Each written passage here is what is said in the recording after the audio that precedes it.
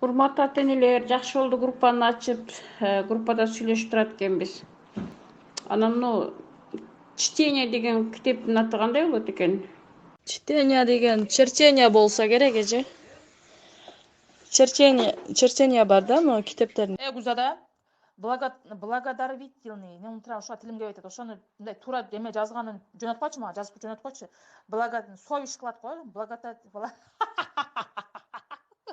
Благовательный. Благотворитель.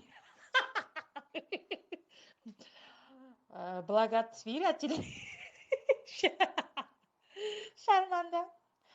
Алиса айтсам таппай атат. Ты что? Что ты делаешь? Деп. Такие слова нету деп.